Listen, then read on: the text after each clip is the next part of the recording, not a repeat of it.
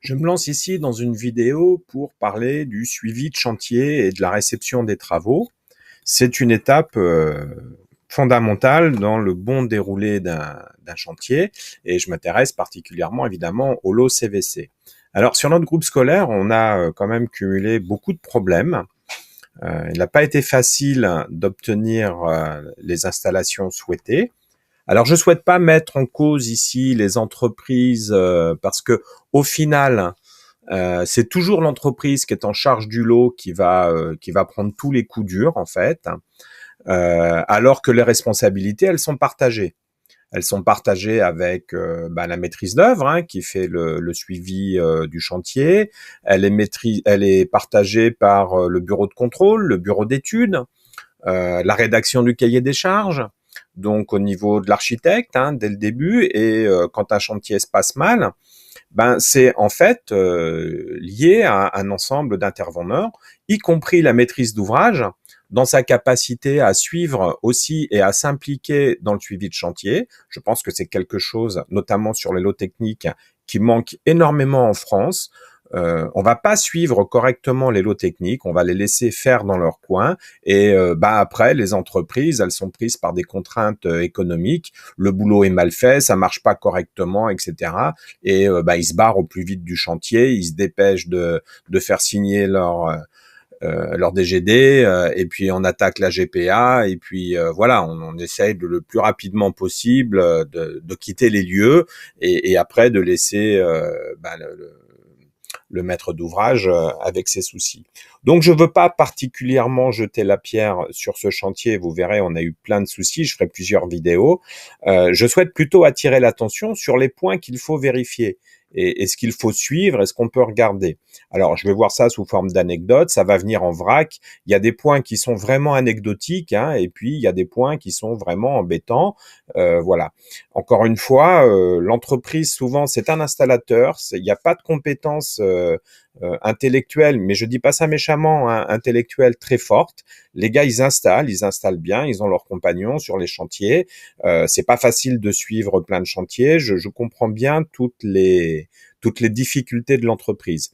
Un tout petit mot, on a eu donc conflit avec l'entreprise qui était en charge, on a eu un accord de médiation, l'entreprise a été très responsable au final après une petite bataille finalement, mais qui n'a pas été compliquée. Je suis reconnaissant à l'entreprise d'avoir fait, je pense, le maximum de ce qui était dans sa possibilité de faire sans partir dans des délires coûteux en avocat. Je pense qu'on a trouvé un bon compromis et l'entreprise l'a bien résolu. Je suis effectivement, je ne peux pas donner de nom d'entreprise parce que tout ça c'est caché par le secret de l'accord qu'on a eu ensemble.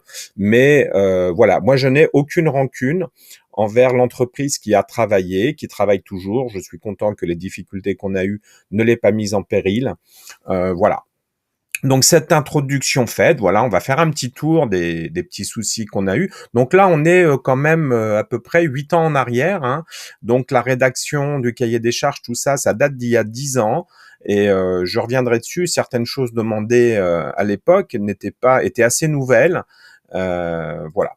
Alors allons-y, commençons un petit peu par regarder. On a un cahier des charges, un CCTP, qui est rédigé avec un bureau d'études. On va regarder le choix des chaudières, quand même un élément important dans notre groupe scolaire. Et le bureau d'études de l'architecte en charge de la conception et de la rédaction du cahier des charges et des appels d'offres, etc., avait fait un un précalcul, on va dire, de puissance nécessaire pour faire fonctionner le groupe scolaire. Donc, on notait 95 kW de déperdition statique. Le renouvellement d'air, donc pour l'ensemble des CTA, en précisant qu'on avait une récupération à 60%, était estimé à 50 kW. Donc un petit mot pour bien voir qu'aujourd'hui, on a des bâtiments qui sont encore mieux isolés et que les pertes par CTA deviennent vraiment importantes. Donc il est important de faire attention de plus en plus à la ventilation de ces bâtiments parce que c'est par là que l'énergie sort. Donc une puissance totale de 145 kW, on majore de 10% cette puissance et on arrive à 160 kW et on nous propose une chaudière 230-170, qui est une chaudière de 170 kilowatts. Voilà, ça c'est ce qui est proposé au cahier des charges. Là-dessus, donc l'entreprise qui récupère le lot fait travailler son BE. Et alors je cache effectivement le nom du BE qui, à mon sens, a une grosse responsabilité dans les soucis qu'on a eus. Hein. Mais bon, peu importe. Hein. Donc on prend la note de calcul du BE de l'entreprise qui a eu en charge le lot. Alors, on peut noter précédemment qu'il y a un petit mot, je crois, que la puissance de 30 kilowatts nécessaire à la pointe de la production d'eau chaude n'est pas prise en compte. C'est-à-dire parce qu'ils considèrent qu'on va chauffer l'eau chaude la nuit et que donc les 30 kilowatts du ballon ECS, comme il fonctionnera la nuit on chauffe plus, on saura, voilà, ce qui me paraît intelligent et ça ne me gêne pas du tout. Alors quand on regarde le calcul du BE, donc on trouve 105 kilowatts de perte statique, ce qui est un petit peu plus élevé que les 95 kilowatts qui avaient été vus au CCTP, mais bon, les calculs sont plus précis, on a pris en compte les structures, etc. Pourquoi pas? On note qu'ils ont pris en compte les 24,5 kilowatts, donc avec une note de calcul bref, peut-être qu'un jour je vous la montrerai, c'est rigolo, de 25 kilowatts, bon, ok, donc qui est intégré du coup, alors qu'on avait 30 kilowatts au niveau du CCTP, bon, ça reste des chiffres cohérents. Les pertes en ligne, bon, ben 10%, ok, ça fait quand même 115 kilowatts, bon, ok. Au total, 140 kilowatts. On ajoute une surpuissance générale, donc on a déjà 10% ici. On rajoute 15%, donc 21 kilowatts de majoration. Alors, vu qu'on installe deux chaudières, en général, quand on a deux chaudières, chaque chaudière fait 60% de la puissance nominale. Donc, on majore de 20%. Bon, c'est pas très grave. Et en puissance à installer, on se retrouve avec 160 kilowatts.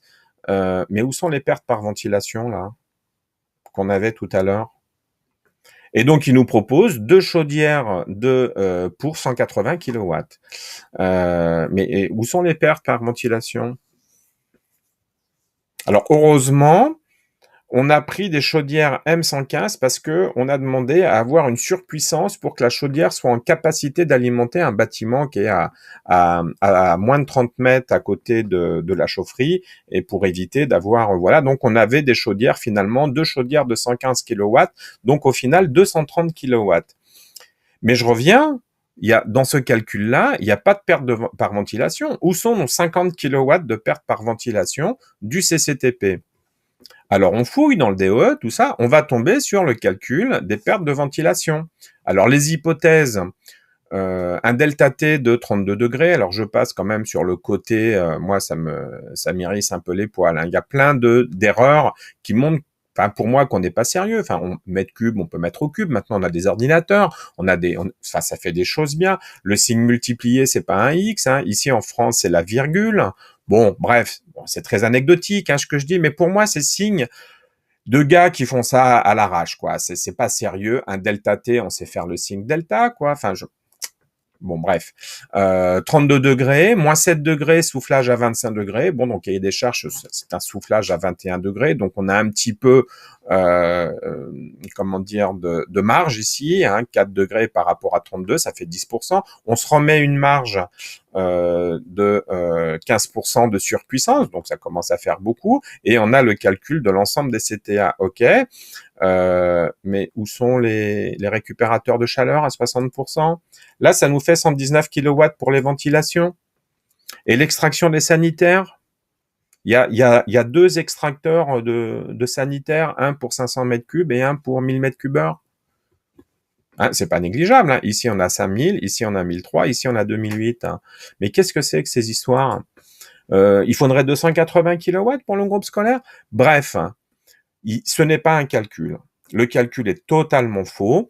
Je présenterai dans une autre vidéo les réseaux de chauffage, comment ils ont été dimensionnés. C'est totalement faux aussi. Enfin bon, c'est voilà.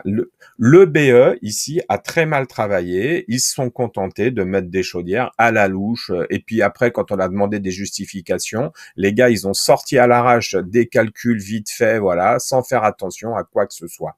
Il y a vraiment, le BE a fait n'importe quoi et ça montre ici l'incompétence du BE. Je précise quand même qu'on est sur un projet à 7 millions d'euros.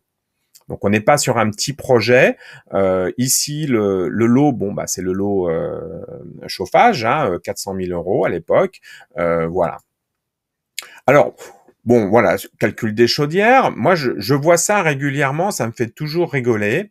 On a plusieurs chaudières en cascade, on a plusieurs éléments, et on va voir en extérieur, face none, une ribambelle de sondes de température extérieure. Alors, on reconnaît ici le matériel Siemens. Et que ce soit pour les régulateurs RVL ou que ce soit, les trucs savent communiquer entre eux depuis au moins 30 ans. Donc ne mettre qu'une sonde et les faire communiquer, c'est très rigolo. D'autant que si on regarde bien ici, bon, on a donc un système KNX, hein, puisqu'ici on a une sonde de température et lumière KNX, donc qui envoie la température en numérique sur le bus en KNX. Pourquoi faire autre chose? Bon, ici, on a une sonde NI1000 Siemens qui est raccordée à la chaufferie qui est juste en dessous, là. Bon, pourquoi pas, sur un régulateur. Et là, on a une autre sonde qui est raccordée à un régulateur pour le réseau de chauffage de l'école qui se retrouve 50 mètres plus loin sur un autre bâtiment. Bah, pourquoi ne pas mettre cette sonde face nord du bâtiment où elle est? Si on devait prendre des températures différentes pour les deux bâtiments, pourquoi ne pas les mettre sur deux bâtiments différents? Enfin bon, vous voyez, ça c'est n'importe quoi. On a deux sondes de trop. Alors on en parle de quelques centaines d'euros là. Hein. On a des tirages de câbles pour rien. On avait un réseau KNX. Une seule sonde suffisait largement. Regardons les réseaux de chauffage, comment ils ont été faits. Alors ça a été vraiment... Bon, voilà. Alors, on nous met ici un manomètre, alors pour avoir la pression, et puis on fait un montage ici curieux. Je rappelle que moi, je suis nouveau dans le système, hein, je suis totalement autodidacte, et donc, voilà, j'essaye de comprendre. Oui, alors d'accord, c'est pour mesurer la pression aux bornes de la pompe, hein, ou la pression générée par la pompe, ok? Et donc, il faut ouvrir une vanne, fermer l'autre, ouvrir en dessous, fermer l'autre, faire la différence des deux. Sauf que les vannes, ben, il n'y a pas 50 bars, c'est un afficheur, vous le voyez ici, à 8 bars, et en fait, la position entre les deux, on voit l'aiguille à peine bouger. Bref, ça sert à rien. Ça sert à rien, c'est pas assez précis. Il existe des appareils de pression différentielle, ils ont deux entrées. Ils ont deux entrées et ils sont pas gradués jusqu'à 8 ou 10 bars, ils sont gradués jusqu'à 0,6 bars, 1 bar, voire moins. On le prend, on le choisit, adapté à la pression de la pompe. Et à ce moment-là, on a une indication intéressante. Mais c'est surtout qu'ici, on a une pompe avec un afficheur numérique qui nous dit à quelle pression elle travaille. Alors, ça sert à quoi de faire ce montage en parallèle? C'est coûteux, c'est pas demandé, c'est pas au cahier des charges, voilà. C'est juste que les mecs, ça fait 20 ans, 30 ans, 40 ans, je sais pas, qui bossent comme ça et ils continuent à le mettre. Bon, ok.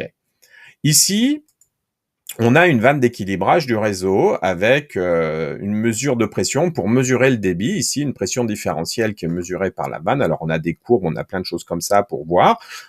Ok, mais pourquoi équilibrer le réseau, sachant qu'on a une pompe électronique qui me permet maintenant de travailler à débit constant, à pression constante, à pression proportionnelle. Enfin, on s'en sert pas de ça. C'est totalement inutile. Ça vient rajouter des pertes de charge dans le circuit. C'est totalement inutile.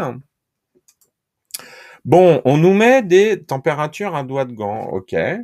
Bon, ouais, pourquoi pas.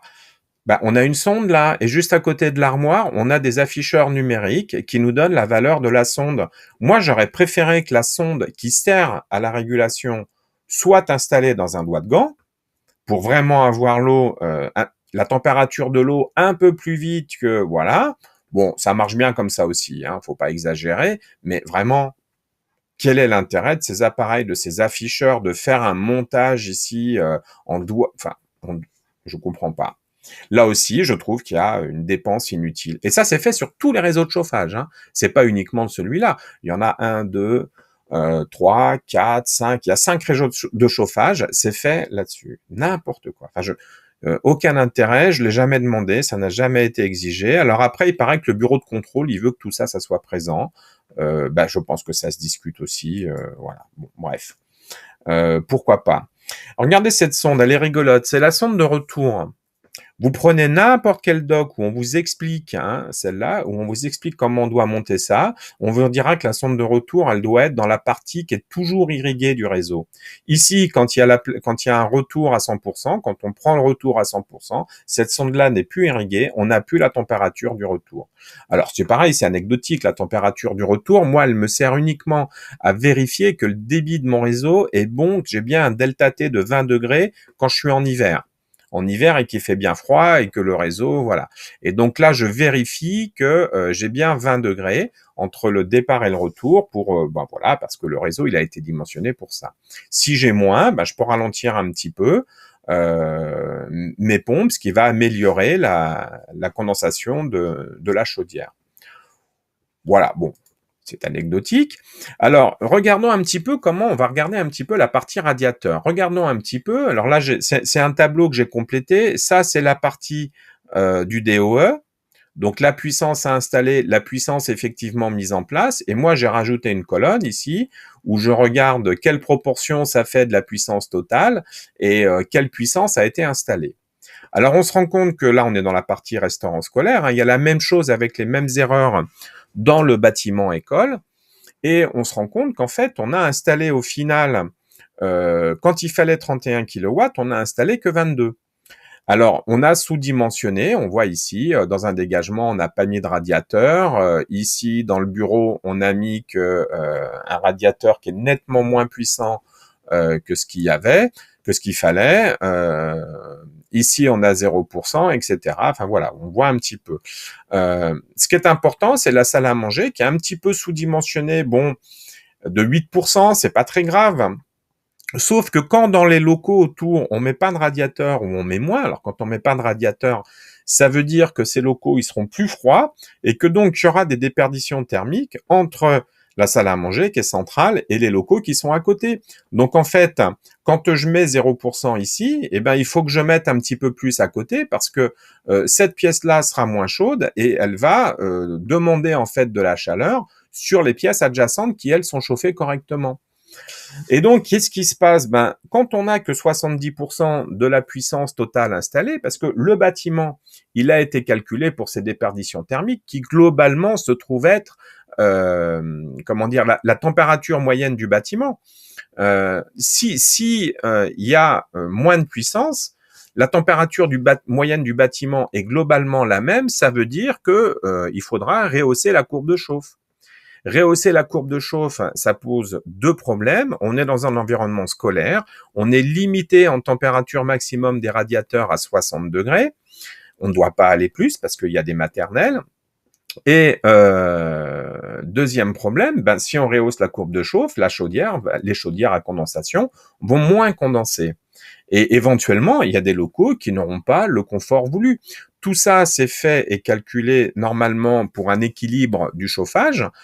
C'est vrai qu'il y a des vannes thermostatiques, c'est vrai qu'il y a des régulations, qu'il y a des choses comme ça. Maintenant qu'il y a des régulations terminales, ça limite un petit peu ces problèmes. Mais enfin, si on peut faire les choses bien dès le départ, voilà.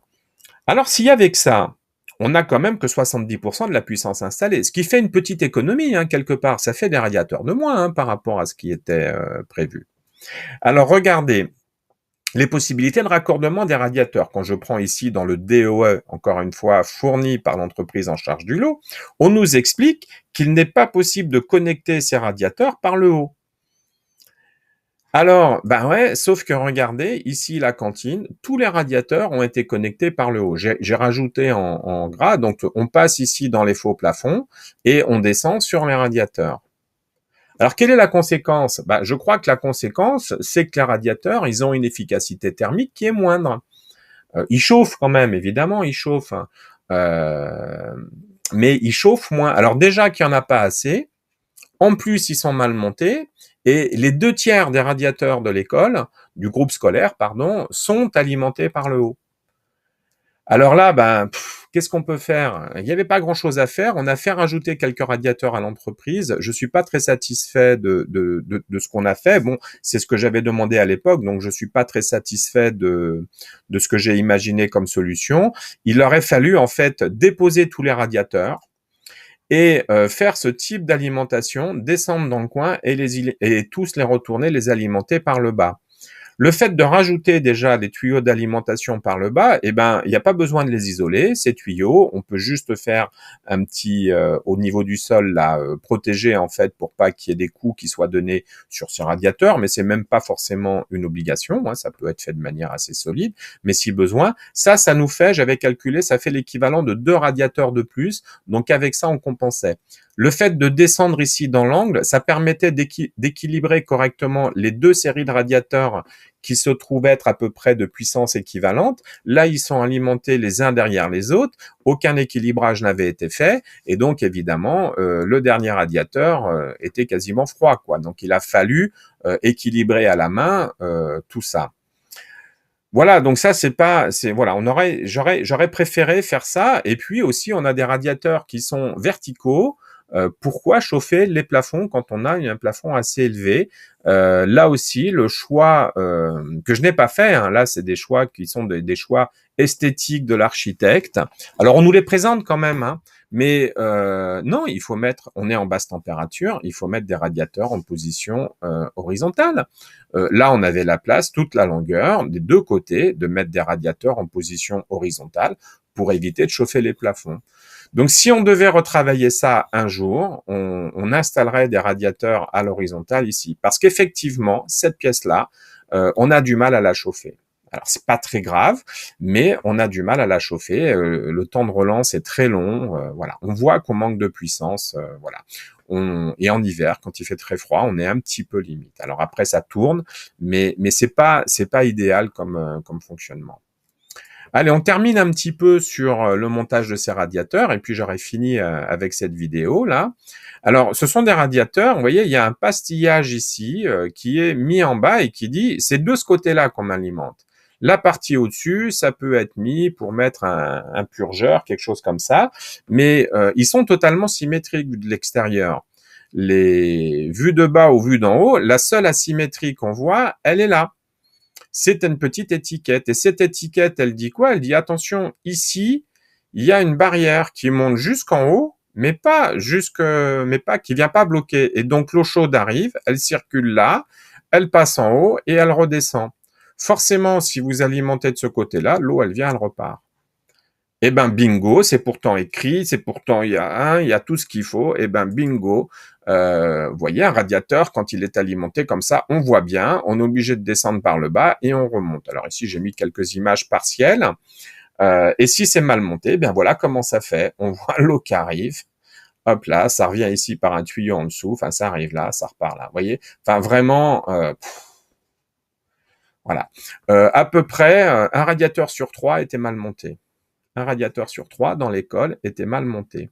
Alors avec les autocontrôles qui disaient que tout allait bien, hein. On avait vu, ah oui, on a mis le chauffage, ah oui, on a mis la main sur le radiateur, tout va bien. Alors il a fallu sortir une caméra thermique pour montrer que les radiateurs étaient mal montés. J'ai vu beaucoup de choses, j'ai vu après, hein, les histoires d'étiquettes, j'ai vu ça sur les docs après. Voilà. Et alors quand on met le radiateur, quand on superpose 3 images, parce que ma caméra thermique, elle est, voilà, c'était pas une caméra qui permettait de prendre beaucoup de recul. Donc on voit ce qui se passe en fait ici. L'eau, donc elle passe en bas et elle revient. Ils ont mis les 2 repiquages du même côté. On revient en dessous ou derrière le radiateur, je ne sais plus. Voilà. On voit ici la plaque qui sépare le radiateur en 2. On a donc de l'eau chaude qui circule comme ça. Et puis on a un petit phénomène ici de thermosiphon qui se met en place dans cette partie-là, puisque là-haut c'est bloqué. Et donc on a une montée un peu d'eau chaude qui se fait et qui redescend sur le côté. On a le même phénomène ici dans la deuxième partie, mais un petit peu moins, où on a un petit un petit fonctionnement. Donc le radiateur, effectivement, on peut mettre sa main un petit peu là-haut puis dire c'est chaud, mais on voit bien que l'ensemble de la surface du radiateur est froide et que ça fonctionne beaucoup moins bien, évidemment. Voilà pour la première partie de cette liste de bugs qu'on voit. Donc on se rend compte qu'il faut tout suivre, il faut regarder ce qui se passe, il faut mettre le nez. Alors c'est vrai que c'est pas forcément le boulot de la maîtrise d'ouvrage, mais si on veut avoir moins de soucis, si on veut que son installation elle fonctionne, eh ben il faut des gens compétents, il faut des services compétents, il faut embaucher des gens qui connaissent. Il faut pas avoir peur de mettre un peu d'argent pour avoir des compétences. Ça c'est vraiment important. Il faut pas laisser les entreprises travailler toutes seules dans leur coin. Il faut être présent lors des autocontrôles. Il faut tout ça pour que ça se passe bien. Je ferai d'autres vidéos, donc en particulier sur les ventilations, parce que c'est vraiment là qu'on a le plus souffert, sur les ventilations. Et voilà, vous verrez, il y a des choses assez hallucinantes qui ont été faites. Euh, voilà.